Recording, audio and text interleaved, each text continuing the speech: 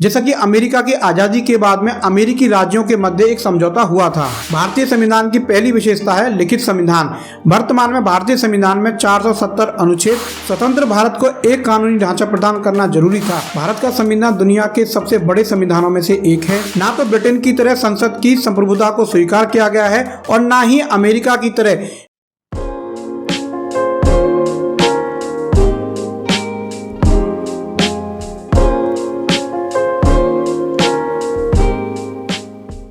नमस्कार दोस्तों, भारत विविध संस्कृतियों, भाषाओं और परंपराओं का देश है। भारत का संविधान दुनिया के सबसे बड़े संविधानों में से एक है। भारतीय संविधान भारत की लोकतांत्रिक व्यवस्था की रीढ़ है और दुनिया में सबसे व्यापक कानूनी ढांचों में से एक है। भारत के संविधान में कई अनूठी विशेषताएं शामिल हैं, जो कि इसकी विशाल आबादी की आवश्यकताओं के अनुरूप इन्हें इसमें शामिल किया गया है। भारत ने 15 अगस्त 1947 को ब्रिटिश शासन से स्वतंत्रता प्राप्त की। स्वतंत्र भारत को एक कानूनी ढांचा प्रदान करना जरूरी था, जिसके द्वारा भारत के नागरिकों को समानता, लोकतांत्रिक मूल्यों, न्याय की स्थापना की जा सके। संविधान किसी राष्ट्र की मौलिक विधि होती है। इसमें शासन की विशेषताएं, शासकों के कर्तव्य, शक्तियां और आम जनता के अधिकार आदि का उल्लेख होता है। स्वतंत्रता के बाद डॉक्टर BR अम्बेडकर के नेतृत्व में संविधान सभा ने 29 अगस्त 1947 को प्रारूप समिति का गठन किया। संविधान को अंतिम रूप देने में 2 साल 11 महीने और 18 दिन का समय लगा। यह एक विशाल कार्य था, क्योंकि संविधान एक विशाल भौगोलिक क्षेत्र और विभिन्न संस्कृतियों, धर्मों और भाषाओं के साथ एक विविध आबादी वाले देश के लिए बनाया गया था। भारतीय संविधान दुनिया में सबसे प्रगतिशील और समावेशी संविधानों में से एक है। आज हम भारतीय संविधान की 8 विशेषताओं के बारे में चर्चा करेंगे।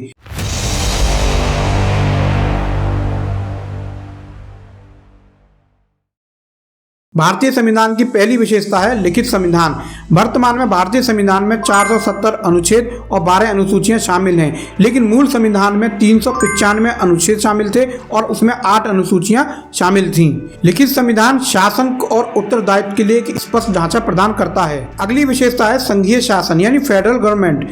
संघीय शासन का अर्थ होता है संविधान द्वारा विभिन्न राज्यों के मध्य शक्तियों के विभाजन से है। संघीय शासन में एक संविधान के द्वारा केंद्र व राज्यों के मध्य शक्ति विभाजित कर एक संघीय न्यायालय की स्थापना कर दी जाती है, जो केंद्र और राज्यों के मध्य विवादों का निपटारा करता है। भारत में सामाजिक, सांस्कृतिक, भाषाई एवं निर्जातीय विविधता पाई जाती है। संविधान निर्माताओं ने एक ऐसी संघीय व्यवस्था की स्थापना की जिसका झुकाव एक शक्तिशाली केंद्र की तरफ था। संविधान के अनुच्छेद 1 के अनुसार भारत राज्यों का संघ यानी यूनियन ऑफ स्टेट्स है। राज्यों के संघ शब्द के महत्व की व्याख्या करते हुए डॉक्टर BR अम्बेडकर ने कहा कि इसके अंतर्गत 2 चीजें आती हैं। पहली, भारतीय संघ विभिन्न राज्यों के मध्य एक समझौते का परिणाम नहीं है और दूसरा, किसी भी इकाई को संघ से अलग होने की स्वतंत्रता प्राप्त नहीं है। जैसा कि अमेरिका की आजादी के बाद में अमेरिकी राज्यों के मध्य एक समझौता हुआ था। अगली विशेषता आती है संसदीय प्रणाली यानी कि पार्लियामेंट्री सिस्टम। संसदीय व्यवस्था के अंतर्गत शासन चलाने का अधिकार एक मंत्रियों के समूह को होता है और सरकार संसद के प्रति जवाबदेह होती है। जब तक संसद में बहुमत है तब तक सरकार चलती है। संसदीय प्रणाली में कार्यपालिका विधायिका के प्रति उत्तरदायी रहती है। भारतीय संविधान के अंतर्गत संसदीय प्रणाली में राष्ट्रपति संवैधानिक अध्यक्ष हैं और वास्तविक शक्तियां मंत्रिमंडल में निहित हैं। इसका दूसरा अर्थ है राष्ट्रपति राज्य का प्रमुख होता है और प्रधानमंत्री सरकार का प्रमुख होता है। राष्ट्रपति एक औपचारिक भूमिका निभाते हैं, जबकि प्रधानमंत्री देश के दिन प्रतिदिन के मामलों को चलाने के लिए उत्तरदायी होते हैं। अगली विशेषता आती है संसदीय संप्रभुता और न्यायिक सर्वोच्चता के बीच में समन्वय यानी कि harmony between parliamentary sovereignty and judicial supremacy. भारतीय संविधान की एक विशेषता ये भी है कि संविधान में संसदीय संप्रभुता और न्यायिक सर्वोच्चता के बीच मध्यम मार्ग का पालन किया गया है। संसदीय व्यवस्था में व्यवस्थापिका सर्वोच्च है, क्योंकि लोकतंत्र में जनता की इच्छाओं का सर्वाधिक महत्व होता है। न्यायालय संविधान का रक्षक है और अभिभावक भी है। न्यायालय संसद द्वारा निर्मित कानून या कार्यपालिका के आदेशों का परीक्षण कर यह सुनिश्चित करता है कि कोई विधि या आदेश संविधान के विरुद्ध तो नहीं है। संविधान का उल्लंघन करने वाली विधियों या आदेशों को उसके द्वारा अवैध घोषित कर दिया जाता है। न्यायालय की इस शक्ति को न्यायिक पुनरावलोकन की शक्ति यानी पावर ऑफ जुडिशियल रिव्यू कहते हैं। इस प्रकार भारत के संविधान में ना तो ब्रिटेन की तरह संसद की संप्रभुता को स्वीकार किया गया है और ना ही अमेरिका की तरह न्यायालय की सर्वोच्चता को स्वीकार किया गया है, बल्कि इन दोनों ही व्यवस्थाओं के बीच में एक मध्यम मार्ग को अपनाया गया है। भारतीय संविधान की अगली विशेषता है पंथ निरपेक्ष राज्य यानी सेकुलर स्टेट।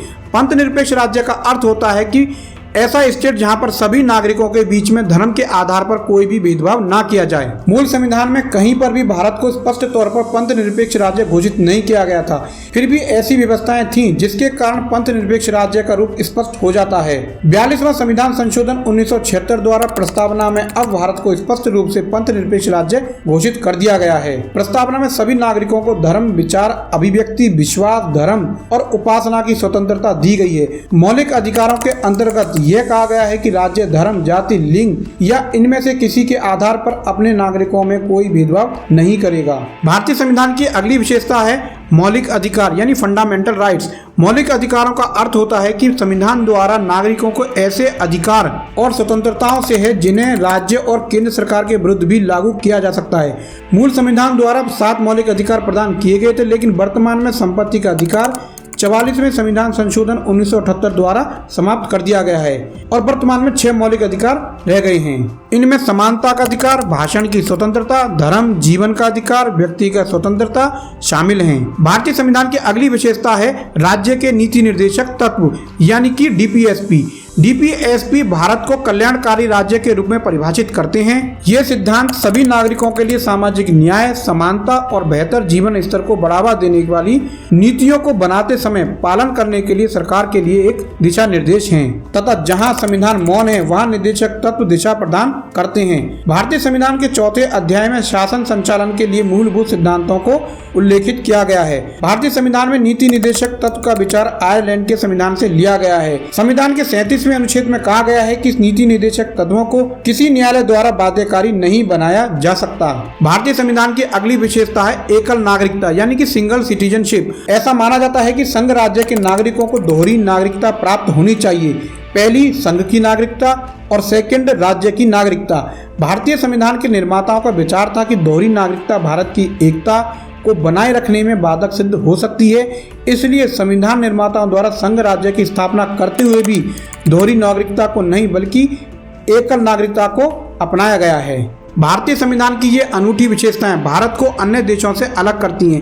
1.3 अरब से अधिक लोगों की आबादी वाला यह देश एक विविध संस्कृति और एक तेजी से विकासशील अर्थव्यवस्था के साथ भारत के संविधान ने राष्ट्रीय और अंतर्राष्ट्रीय चुनौतियों का सामना करने के लिए सफलतापूर्वक अपने आप को अनुकूलित किया है। भारतीय संविधान में दुनिया की विभिन्न लोकतांत्रिक व्यवस्थाओं की सर्वोत्तम प्रणालियों को शामिल किया गया है। भारत का संविधान एक जीवित दस्तावेज है जिसे देश की बदलती जरूरतों को पूरा करने के लिए कई बार संशोधित किया गया है।